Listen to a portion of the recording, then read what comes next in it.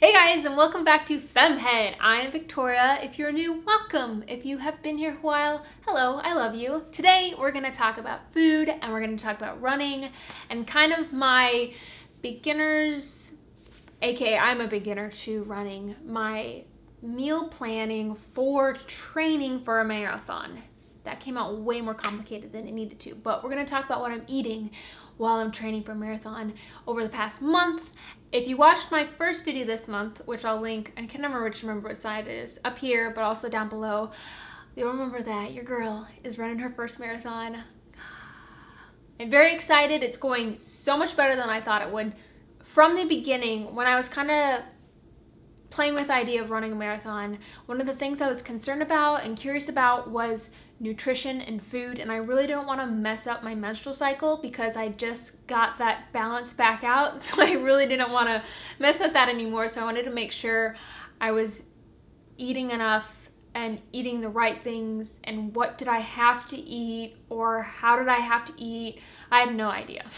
So I kind of wanted to take you through what I've been doing over the past month food-wise. I don't stick to this 100% all the time. I still eat other things, but this is like 90% of what I eat. And at the same time, this isn't probably what I'm going to eat for the next few months of training.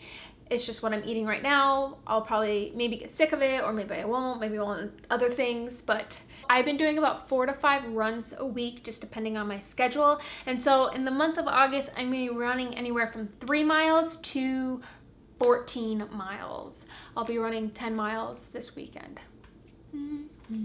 With that in mind, that's how much I'm running, that's how often I'm running, and let's get into talking about how I eat food. Just having like a plan in mind and just having meals planned out, especially bulk meals, helps a lot. Not to mention that I bought a 25-pound bag of jasmine rice, which is awesome. It's delicious. I'm kind of just gonna go through my daily schedule and when I eat and what I eat. So the first thing I do in the morning when I have to run is I run.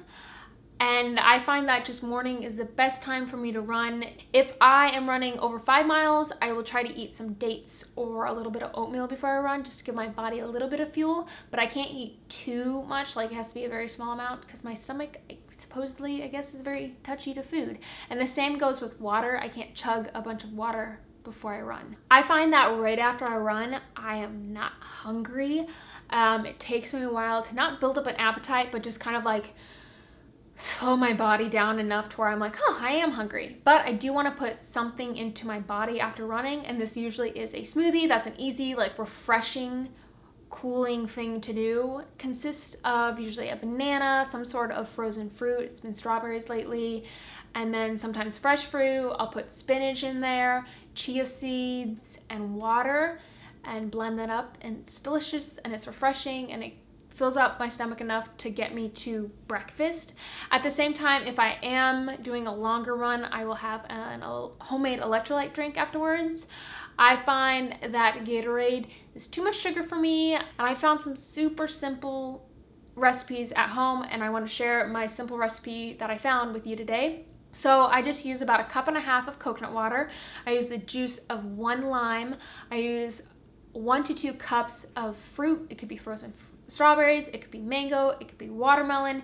And then at the same time, if I feel like I've sweat a lot during that run, I'll put a little bit of Himalayan sea salt in there. So after my run, I work on my smoothie and that drink for about the first hour, and then I find that I'm kind of ready for breakfast. I eat usually 1 of 3 things currently. The first thing is oatmeal, and I like to put apples on there. Chia seeds are good. Let's see what else. Coconut flakes sometimes. I put a Brazil nut, sometimes walnuts, and then I like to put cinnamon and molasses on it as well, and find that's very delicious, and I like the freshness of the apple. The second thing that I've been enjoying lately is a tofu scramble. So I'll just season and cook some tofu, and then I'll have some vegetables like spinach, tomato, onion, sometimes broccoli, bell pepper, and I really enjoy that. And then the third thing is sometimes I just eat leftovers from the day before, like lunch or dinner. Throughout the day, I will snack on things like fruits and nuts, and I just like the freshness and the sweetness and the juiciness of fruits, so that's usually what I snack on. I also like to make protein balls, fill up my stomach with a little something, and I will include the recipe right here as well as the description box. And then lunch and dinner are one of a few things, and 99% of the time, well 90% of the time, it has been some rice and veggies dish. Like I said, I bought that 25-pound bag of jasmine rice, and it's just been such an easy thing to make, and it's been a great way to pack in a bunch of vegetables. So depending on what I'm feeling like and what I have, it will be a base of like tofu or a veggie patty, and then rice obviously, and then some mixture of vegetables, usually like spinach, broccoli, bell pepper, onion, tomato, and then I'll top it with things like jalapenos, banana peppers, pickled beets, hot sauce, always hot sauce. And I find that that's really filling and just delicious, and there's a lot of good flavors. And that's what I eat for lunch and dinner a lot of the days, because I'll just make a big batch of rice, a big batch of like the veggie stuff, and then combine it when I'm hungry. And I'm a person that can eat the same thing for lunch and dinner like 3 days in a row, and I'm fine with it. And I like switch it up with the ingredients I have or what I top it with.